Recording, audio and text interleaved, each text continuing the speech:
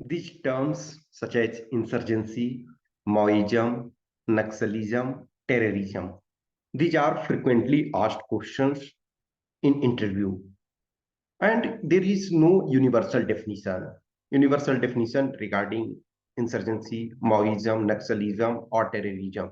But there are certain aspects which related to these terms.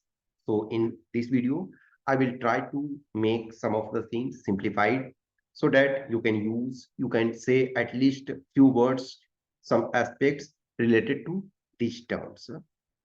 तो insurgency, अब ये actual में यदि आपसे पूछा जाता है तो आपको इंडिया के केस में चीजों को, अपने इंडियन कंटेक्स्ट में चीजों को बताने की कोशिश करोगे।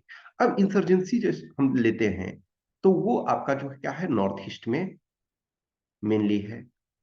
नॉर्थ ईस्ट में जो बहुत सारे इंसर्जेंट्स ग्रुप हैं, for example NSPN IM, NSPN Khaplan, People's Liberation Army, ULFA, NDBF, KLNLF, UPDF, there are so many. आप एवरी स्टेट में, अब कुछ स्टेट्स हैं जो पीसफुल हो चुके हैं, जैसे फॉर एग्जांपल लो मिजोरम। मिजोरम एक समय था वो बहुत वायलेंट स्टेट हुआ करता था। इनफैक्ट वो एक ऐसा स्टेट है जिसमें इंडियन एयरफोर्स को अपने ही लोगों के विरुद्ध एक तरह से एयरफोर्स को यूज करना पड़ा। त्रिपुरा ऑलमोस्ट आपका पीसफुल हो गया है, मेघालय मोर और लेस पीसफुल आपका है। अरुणाचल प्रदेश में डिफरेंट प्रॉब्लम है, जो इनफैक्ट असम का जो बॉर्डर लगता है उस एरिया में इंसर्जेंसी का प्रॉब्लम है। Manipur and Nagaland two most affected आज भी हैं। नागालैंड की समस्या आज भी जैसे कि तैसी बनी हुई है, कह सकते हो। मणिपुर में आज भी violent activity on an average regular basis पे होते रहता। माओइज्म और नक्सलिज्म देखा जाए तो दोनों रिलेटेड टर्म है। ये आपका लेफ्ट विंग एक्सट्रीमिज्म से संबंधित है, लेफ्ट विंग एक्सट्रीमिज्म से। और टेररिज्म एक तरह से देखा जाए तो यहाँ इंटरनेशनल फैक्टर आता है। तो हम एक एक करके सबको देखने की कोशिश करेंगे। अब ये जो इंसर्जेंसी है, तो इंसर्जेंसी इसको हिंदी में विद्रोहिता ये कहते हैं, ठीक है। तो विद्रोहिता यानी, अब एकदम फाइन लाइन तो डिफरेंशिएट नहीं कर सकते हो, लेकिन जनरली आप ये देखो कि इसमें आइडियोलॉजी लेफ्ट राइट वो टाइप का इसमें नहीं आ रहा जैसे। लेकिन आप माओइज्म नक्सलिज्म देखोगे तो वहां लेफ्ट विंग आइडियोलॉजी आएगा। तो ये कर रहा है एज पर विकिपीडिया, जो क्या कहता है, insurgency is a violent armed rebellion by a small lightly armed bands who practice guerrilla warfare from primarily rural based areas against a larger authority. The key descriptive feature of insurgency is its asymmetric nature, means a small irregular forces face a large well-equipped regular military force which is a state adversary, means a state, और वो जो एक small irregular arm forces हैं जो जिनको insurgent group कहते हो वो फाइट कर रहे हैं। In case of India, it is northeast where some groups want separation from India. और वो फॉर एग्जाम्पल नागा पीपल जो हैं वो नागा लीम का डिमांड कर रहे हैं, ग्रेटर नागा लीम का। अब सिर्फ नागा ही नहीं, और इन नंबर ऑफ इन नागा का यदि देखा जाए तो डिफरेंट प्लेसेस पे हैं, तो वो ग्रेटर नागालैंड का डिमांड करते हैं। लेकिन उसके अलावा भी और जो इंसर्जेंट्स ग्रुप हैं वो चाहते हैं कि सेपरेशन ऑफ इंडिया से सेपरेट अपनी अलग एग्जिस्टेंस चाहते हैं। अब ये इसके कुछ रीजंस हैं, हिस्टोरिकल रीजंस नॉर्थ ईस्ट में कंफ्लिक्ट का क्या है कि जो आपके ब्रिटिश थे, तो ब्रिटिश जो मेन लैंड इंडिया को जिस ढंग से कुछ एरिया में कंट्रोल करते थे, वो नॉर्थ ईस्ट में उस ढंग का उनका कंट्रोल नहीं था। तो जो नागा पीपल है वो बहुत सारे फ्रीडम महसूस करते थे, और वो फ्रीडम को मोर एंड मोर आज भी वो चाहते हैं कि हमारा फ्रीडम उसी ढंग से बना रहे। तो वो हिस्टोरिकल एक उनका रीजन है। दूसरा फिर है कि जैसे फॉर एग्जांपल जो tension between different tribal group, अपने ट्राइबल ग्रुप में भी है, और वो ये चाहते हैं कि एक एक तो उनका अपना कन्फ्लिक्ट है, लेकिन जब बाहरी लोग आते हैं तो ये चाहते हैं कि बाहरी लोग वहां ना आ पाए, कम से कम इन द सेंस है कि जो उनकी अपनी आइडेंटिटी है ट्राइबल ग्रुप की वो बनी रहे। फिर देखोगे टेंशन ऑफ स्टेट और सेंट्रल गवर्नमेंट, एक तो स्टेट में आपसी इनका अपना प्रॉब्लम है और दूसरा सेंट्रल गवर्नमेंट से। फिर फॉर एग्जांपल जो है प्रॉपर वेल कनेक्टेड ये नहीं था। आप पहले देखोगे कि हाल में 10 इयर्स बैक जाओ, 20 इयर्स बैक जाओ, तो जो नॉर्थ ईस्ट के बहुत सारे स्टेट में रेल कनेक्टिविटी नहीं थी। आज अब बहुत जगह कनेक्टिविटी हो रही है, लेकिन फिर भी आज भी सम मंथ्स मान के चलो कि सपोज आप मिजोरम तरफ जाओ, त्रिपुरा तरफ जाओ, तो जो आपका एक तरह से लुमडिंग या कह सकते हो गुवाहाटी से जो सिलचर जाती है, उस रास्ते में बहुत बार लैंडस्लाइड हो जाता है, तो पूरा रोड ब्लॉक। तो कहीं ना कहीं जो आपका कम्युनिकेशन नहीं था, तो बहुत कम लोग वहां से यहाँ आ पाते थे और यहाँ से वहां जा पाते थे। तो ये भी एक तरह से, फिर जो lack of people to people connect है वो उसमें कमी था। या फिर मिलिट्री रीजन्स कह सकते हो, arm forces special power act, या फिर फॉरेन पॉलिसी जो लुकिस्ट पॉलिसी है, या फिर इंडिया का दूसरे कंट्री के साथ रिलेशंस, तो मोर एंड मोर जो इंटरफेरेंस उनको लगता है कि हमारे साथ हो रहा।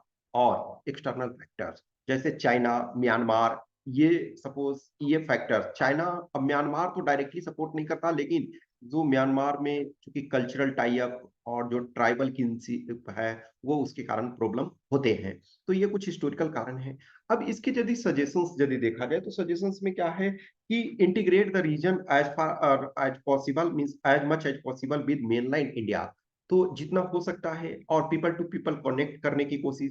इनफैक्ट देखोगे कि डोनियर अलग से सेपरेट एक आपका मिनिस्ट्री बनाया गया, इनफैक्ट डिपार्टमेंट है कि नॉर्थ ईस्ट के डेवलपमेंट को देखने के लिए। फिर कुछ जो प्रॉब्लम्स होते हैं, ग्रीवांस उनके जो है, उनको एज सुन एज पॉसिबल हो रिड्रेस किया जाना चाहिए। फिर जो लोकल पीपल हैं उनको आपको पावर देना है, power in terms of economic empowerment, political empowerment, और सोशली उनको जो अपनी ऑटोनॉमी है उसको मेंटेन रखने का अधिकार। फिर अपॉर्चुनिटी यूथ को, जो यूथ फॉर एग्जांपल जॉब में आ रहे हैं, जो यूथ मेनलैंड में आ रहे हैं, मेन स्ट्रीम में आ रहे हैं, तो वो मोर एंड मोर करना चाहिए। तो ये आपका इंसर्जेंसी है।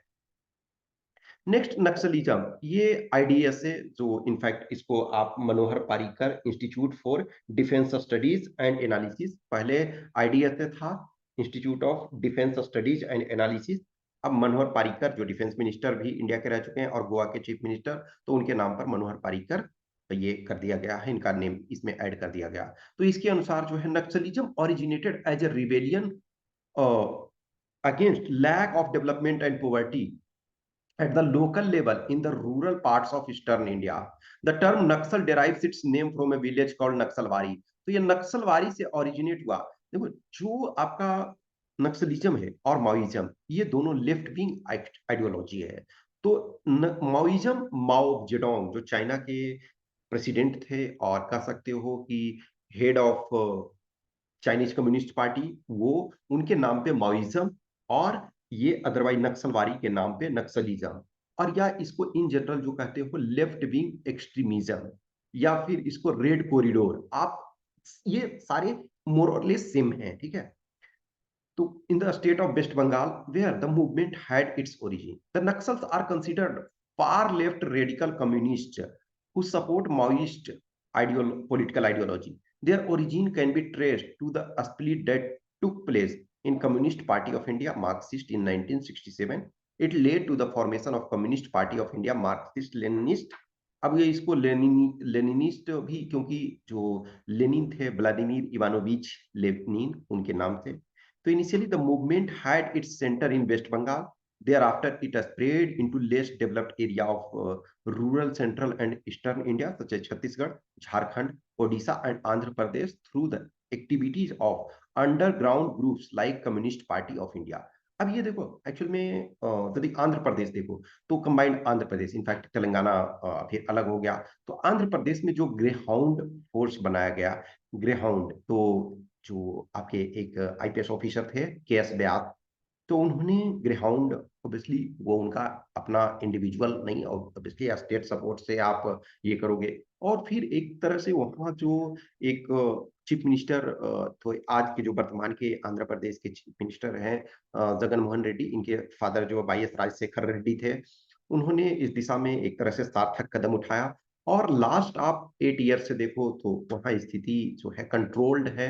और इनफैक्ट लास्ट 8 ईयर्स में करीब सिक्योरिटी फोर्सेस का एटलीस्ट कैजुअलिटी जो है वो ऑलमोस्ट जीरो है, ठीक है।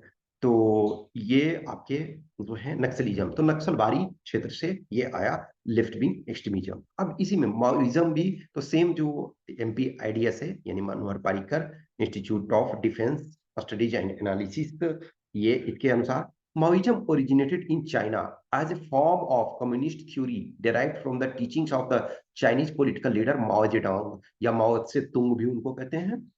It was widely applied as the political and military guiding ideology of the Communist Party of China till 1977 and 78.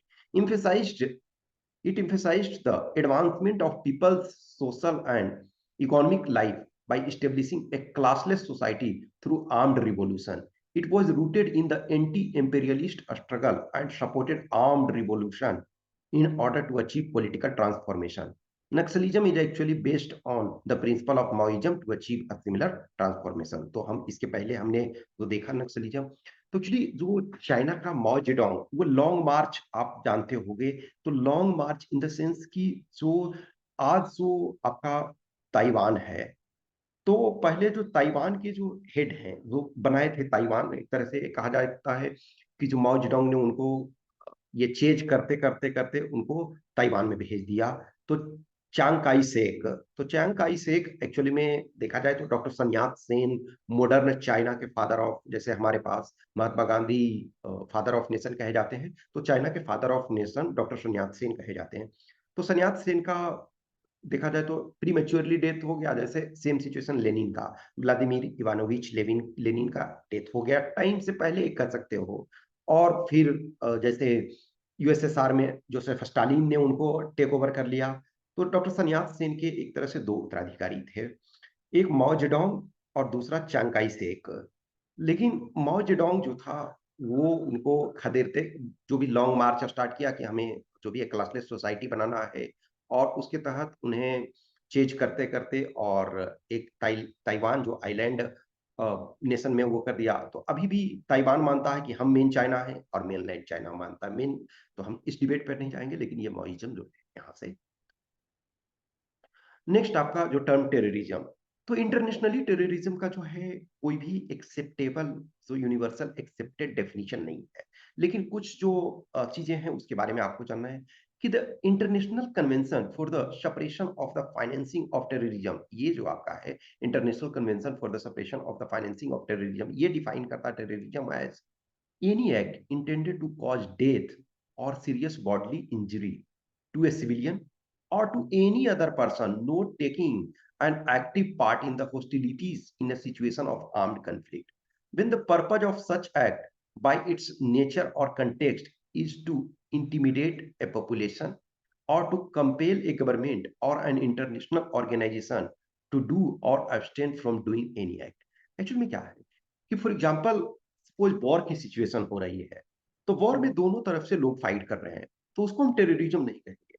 लेकिन टेररिज्म वो सिचुएशन है कि जो people, those people who are not actually in conflict fighting.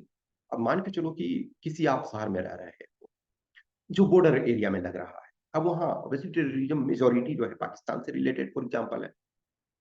तो उस area में आप एक नॉर्मल सिविलियन हो या आप एक नॉर्मल गवर्नमेंट एम्प्लॉय हो, आपका उस कॉन्फ्लिक्ट से कोई मतलब नहीं, आप नॉर्मल लाइफ जी रहे हो, लेकिन आप भी इम्पैक्ट होते हो, आप भी प्रभावित होते हो, आपको भी वायलेंस का सामना करना पड़ता है। तो वो सिचुएशन जो है वो आपका टेररिज्म है। और या ये किया जाता है इस वजह से नहीं कि इंडिविजुअल सिविलियन को हार्म करने के लिए, मे बी हम तो सिविलियन हो रहे हैं या जनरल पब्लिक हो रहे हैं या कोई गवर्नमेंट जॉब में है, सिविल सर्वेंट वो हो रहे हैं, लेकिन उनका जो मकसद होता है, उनका जो टारगेट होता है, या तो गवर्नमेंट को ये करना, कंपेल करना कि यस हमारी बात को मानो, हमारे जो हम कह रहे हैं उस चीज को मानो। जैसे जे एंड के best example, Punjab best example, तो इसमें से का होता है। नेक्स्ट आपका जो यूनाइटेड नेशन सिक्योरिटी यूएनएससी, तो ये elaborated this definition as terrorist act are, तो टेररिस्ट एक्ट क्या है? Criminal acts including against civilians committed with the intent to cause death or serious bodily injury or taking of hostage with the purpose to provoke a state of terror in the general public or in a group of persons or particular persons intimidate a population or compel a government or an international organization to do or to abstain from doing any act। तो इसी को एक तरह से little इसमें से changes की गई है। तो अब इसको एक्चुअल में आपको लेमैन में वहां समझाना, अब आप वो बुक के हिस्टोरिकल ये में नहीं रहोगे, तो जो कुछ जैसे जम्मू कश्मीर वगैरह में हो रहा है, तो इस सेंस में आपको ये करना होगा। अब इसके कॉजेज, तो कॉजेज में भी हर चीज में, चाहे आप माओइज्म लो, नक्सलिज्म लो, जो लेफ्ट विंग एक्सट्रीमिज्म लो, इंसर्जेंसी लो, टेररिज्म लो, सबके कुछ कॉजेज क्या हैं? हिस्टोरिकल कॉजेज हैं, पॉलिटिकल कॉजेज हैं, आइडियोलॉजिकल कॉजेज हैं, सेपरेटिस्ट एटीट्यूड है, बहुत सारी चीजें जो हैं ये इसमें से आते हैं। अब उसके सॉल्यूशंस भी हैं, उसके सजेशंस भी हैं, वो आपको सजेशंस भी देना है। तो ये कुछ चीजें इससे संबंधित थी। तो I hope something you understood. कुछ भी क्वेश्चंस, क्यूरी, डाउट्स होता है तो आप कमेंट बॉक्स में कमेंट कर सकते हैं, या हमें इस व्हाट्सएप नंबर 8527146498 या टेलीग्राम नंबर 7404909669 पे मैसेज कर सकते हैं। Okay, thank you.